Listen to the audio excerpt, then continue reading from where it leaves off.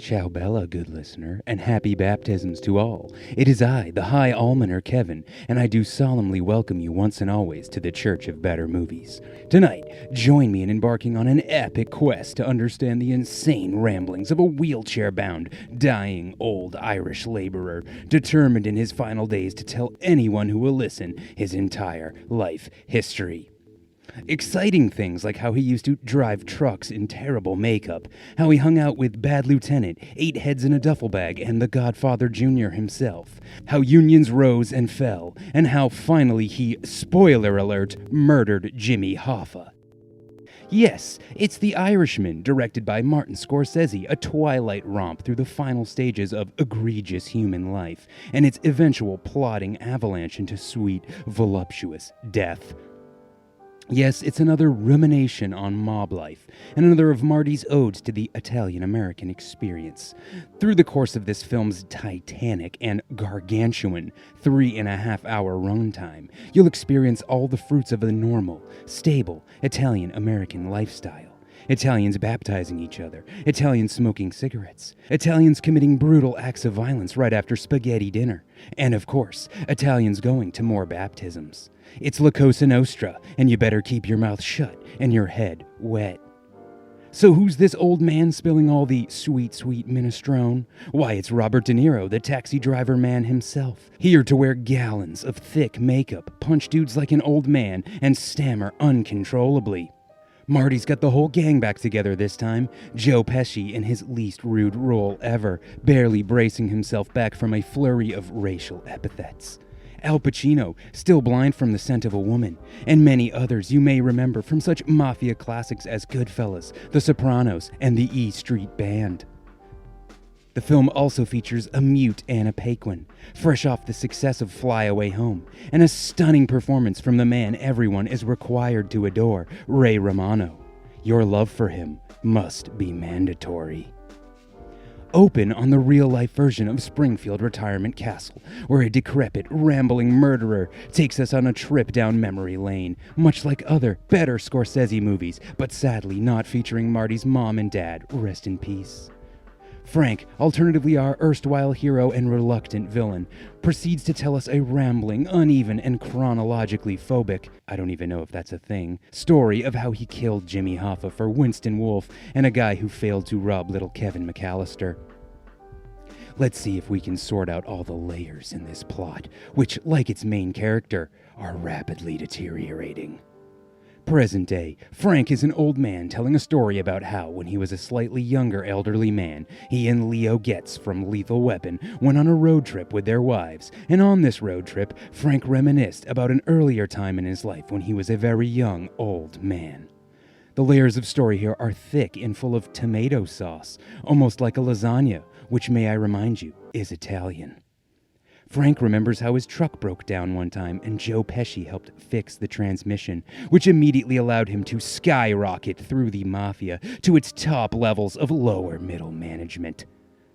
Frank, a union man through and through, does all the things all good union men must do, like attending baptisms, attending union meetings, committing mafia-style, or Italian-style, gangland hits, and of course, ignoring and scarring his children for life. Anna Paquin plays his daughter all grown up, and the less said about her would be more lines than she had in the whole movie. After a certain point, she never speaks to Frank again, because Frank is a known house painter, which is urban Italian slang for shooting people in the face when they don't pay those sweet, sweet protection ducats. Peggy, subscribing to moral absolutism, frowns on this. But Frank must provide for his family, and therefore his children must suffer. Hilarious. At its core, The Irishman is a family-style comedy, with some minor assassinations and several uses of naughty language. The plot. Frank, an aging former union leader and mafioso, which is redundant, regales an audience of whom we think is no one, but is in fact a likely pedophile and member of the clergy on the better facts of his life. They are as follows. He was a truck driver. His truck broke down. Russell Bufalino, a businessman and mafia boss, which is redundant, helps him fix his truck. Frank is now indentured into a life of Italian family servitude, which he will only escape by both of two methods: being a dumb schmuck who blindly follows orders and living to an excruciatingly venerable age, therefore outliving all the guys who might want you dead. So actually probably just the first one. Frank, armed only with his fiercely mindless loyalty, his artistic bent, and the personality of a welcome mat, drives ever deeper and deeper into the world of organized crime, which distances him from his family, most notably his daughter Peggy. That is until Frank is hired by union big shot Jimmy Hoffa as personal security and BFFs forever. If you have even a small semblance of your brain left after we removed it, you should still be able to understand where this is all going. Into a buddy comedy meets The Public Enemy. It really cannot be understated how many times Marty Scorsese has remade that James Cagney film, because he's made it not once, not twice, but now 3 times. Some other side stuff. Harvey Keitel appears briefly but beautifully, as always, as mob boss Angelo Bruno. Bryan Cranston stars as I watched Drive right before this and I can't get Ryan Gosling's face out of my pants. Anyway, stuff happens and houses get painted, and the Wikipedia page for Jimmy Hoffa is resourced. In the end, Frank dies alone in 2003, and therefore had to live with the horror of 9/11, and also never got to play a Nintendo DS. A lot of stuff happens in this movie, and unless you are a boomer historian, you will need an encyclopedia of the 1970s to watch. Have you ever heard of the Colombo family and the Italian-American Civil Rights League? Well, the movie doesn't tell you about it either. It just shows a man being shot, and unless you were Marty Scorsese's age in 1970, you probably have no idea what's going on. This happens a lot in The Irishman, to the point where you would probably have a better idea if you did your own gratuitous investigation on each and every aspect of the Hoffa disappearance and murder case, at which point you will have surpassed the film in knowledge and will no longer need to watch it. Congratulations, I will then say, as you ascend to a plane of existence greater than my own, full of free time and delicious, scrumptious knowledge. Then you can spend your hard-earned 3.5 hours doing something useful for humanity, like calisthenics or masturbating the many feral cats I know you have. You could read a book or debate someone on the internet. The world would be your oyster. However, I am saying all of this in jest, like the mincing, debaucherous fool that I am. I do highly suggest watching this film on several important conditions. You will enjoy this film if you like Scorsese's films, or gangster films in general, or you are just a fan of rewriting history to make it fun and accessible to a wider audience. Make what more fun and accessible to a wider audience, you asked? Good old-fashioned feudalism. Haven't recently become hopelessly obsessed with the PC game Crusader Kings 2. I feel like I understand and even sympathize with your everyday, run-of-the-mill mafioso. Yes, the struggle, which I also deal with, in gouging these unbearable and unwashed peasants of all their hard-earned cash, has prepared me for my eventual downward spiral into a life of crime. Feudalism is necessary in today's go-go 90s world, as the youth, placated by their battle royale shooters and Funko Pops, deserve nothing less than horrible plagues and dying in unnecessary foreign wars. However, a balance must be struck between these, your loyal subjects, and their oppressive Italian-American overlords.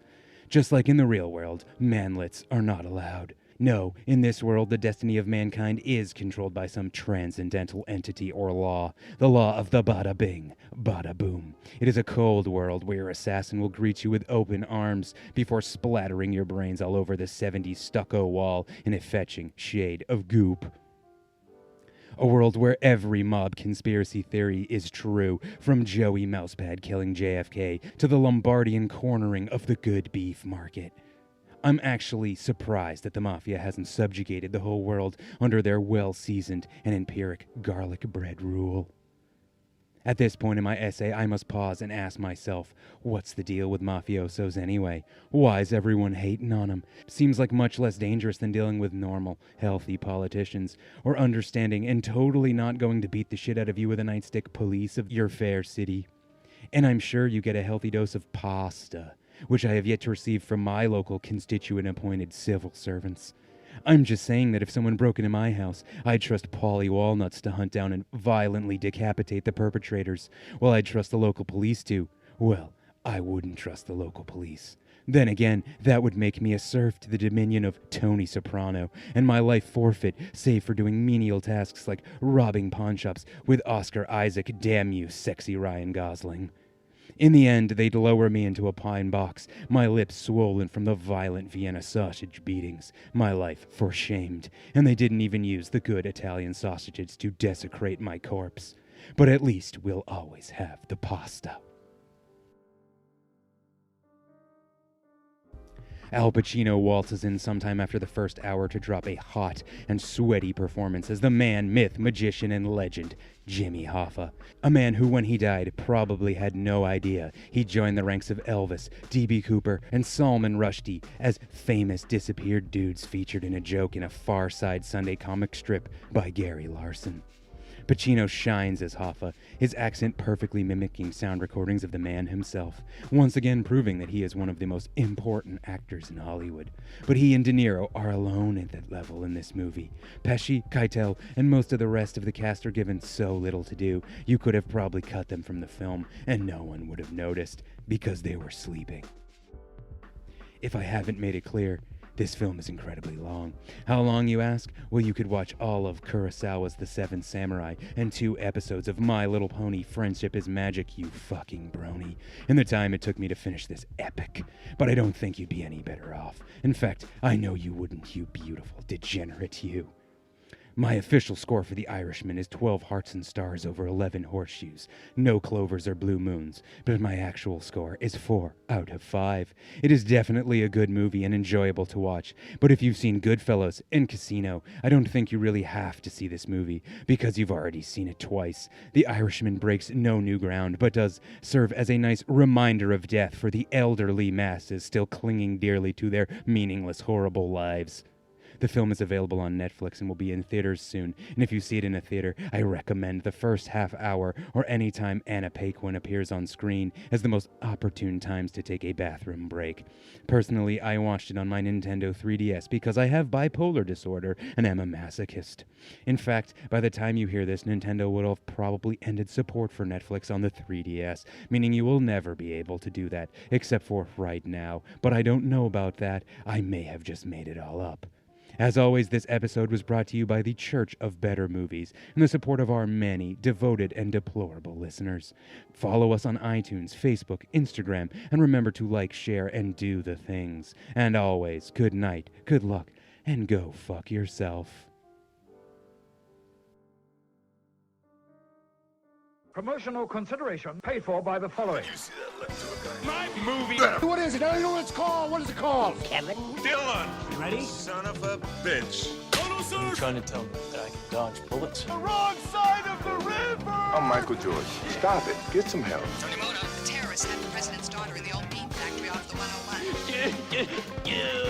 Too bad you will die. This spirit is despicable.